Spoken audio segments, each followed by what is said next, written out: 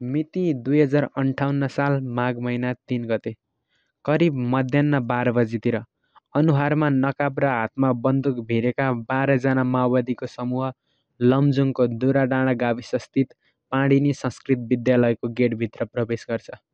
ती हेर्दै डरलाग्दा जस्ता मान्छे विद्यालय पुगे लगत्तै हेड सर खै भन्न सुरु गर्छन्।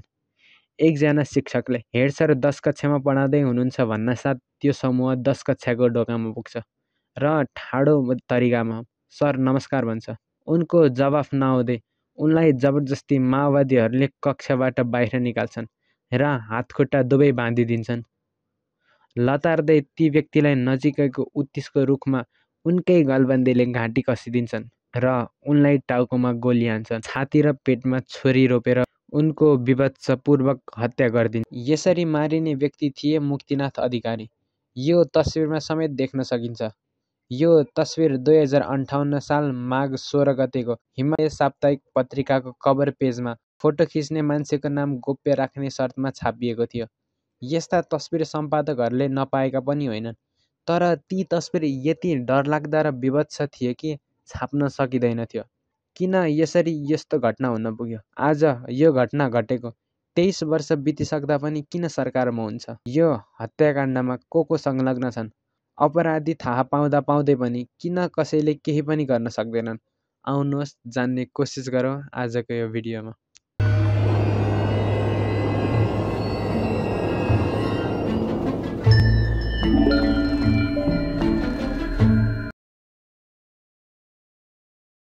चाइनामा माओले हतियार उठाएर शासन सत्ता आफ्नो हातमा पारे जस्तै नेपालका माओवादीहरूले पनि हतियार उठाएर राजा फाल्ने कोसिस गर्दै थिए। त्यसको लागि माओवादीहरूलाई जनताको साथ चाहिएको थियो। माओवादीहरू पश्चिम जिल्ला जस्तै रुकुम रोल्पाका गरिब अशिक्षित र विपन्न वर्गका मानिसहरूलाई आफ्नो पार्टीमा ल्याउने प्रयास गर्छ। गाउँमा मुखिया र पञ्चहरूको दमन सहँदै गरेका मानिसहरू सजिलै माओवादीमा आबद्ध हुन्छन्। माओवादीले आफ्नो जनमुक्ति सेनालाई तयार पार्न र तालिम दिन सिजा उपत्यकामा सिजा क्याम्पको सुरुवात गर्छ। यसलाई सरकारले निष्फल पार्न अपरेसन रोमियो सुरु गर्छ। अपरेसन रोमियोमा तालिममा आबद्ध माओवादीहरूलाई समात्दै जेलमा कोच्ने काम हुन्छ। सरकारको यो कदम देखेर रिसाउँदै अझै युवाहरू माओवादी तालिममा जोडिन थाल्छ।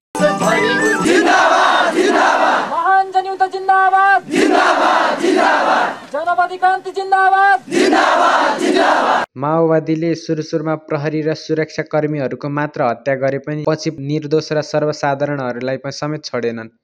उनीहरूले बन्दुकको भरमा सर्वसाधारणको घरमा गएर चन्दा उठाउने, खान खुवाउन लाउने, धम्काउने, थर्काउने जस्ता काम गर्न थालेका थिए। माओवादी कालमा मार्ने, काट्ने, लुट्ने आदि क्रियाकलाप सामान्य जस्ता भइसकेका थिए। गाउँका मुख्य मान्छेहरूको हत्या गरेर गाउँमा जनताको मनमा डर पैदा गर्थे र उनीहरूसँग चन्दा उठाउँथे। कसैले भनेको मानेन भने उनीहरूलाई मारिदिन्थे। मुक्तिनाथ अधिकारीको केसमा पनि त्यही भएको थियो। उनी सुमन अधिकारी, मुक्तिनाथका जेठा छोरा।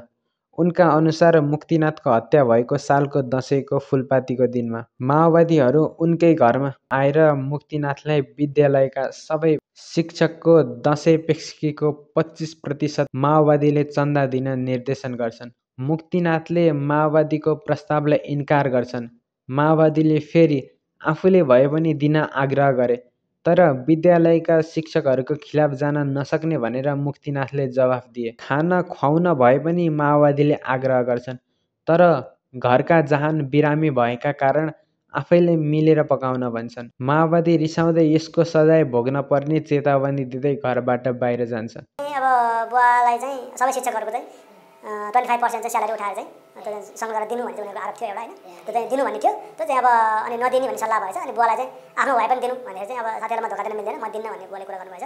एउटा कुरो त्यो हो। त्यो अब अर्को भने चाहिँ यो घटना घटेको 23 वर्ष बितिसक्दा पनि उनले न्याय पाउन सकेका छैनन्। उनी मुक्तिनाथकी श्रीमती इन्दिरा अधिकारी। उनले विक्रमसम्म 2058 माघमा घटना घटेको महिनामै जिल्ला प्रहरी कार्यालय लमजुङ बेसी शहरमा ती 12 माओवादी विरुद्ध मुद्दा हालेकी थिइन्। माओवादीको पकड बलियो भएका कारण भनौं वा माओवादीसित डराएर भनौं, यो केस लुकाइयो। प्रहरीले यो केस बेवास्ता गरेका कारण इन्दिराले हिम्मत गर्दै फेरि विक्रम सम्वत 2067 साल चैत महिना 24 गते जिल्ला प्रहरी कार्यालय बेसी सहरमा पूरक जाहेरी दिन्। यो पालि हत्याराको नाम नै तोकेर उजुरी आए। उनले आफ्नो पतिको हत्यामा लमजुङ जिल्ला तत्कालीन इशानेश्वर गाविस 5 बस्ने प्रभु भन्ने साधुराम घिमिरे, सातधारे गाविस 5 बस्ने देवेन्द्र पौडेल, कास्की जिल्ला मिजुरे 5 का ध्रुव अधिकारी लगायत 12 जनाको संलग्नता भएकाले कारबाही गर्नुपर्ने माग गरिन्। तर उनले नाम नै तोकेर हालेको उजुरीमा प्रहरीले वास्ता नै गरेन। ती मानव रूपी दानवहरू खुलेआम हिँडिरहेका छन्। ती व्यक्तिहरूको नामसहितको समाचार नेपाल लाइभ पत्रिकामा छापिएको छ।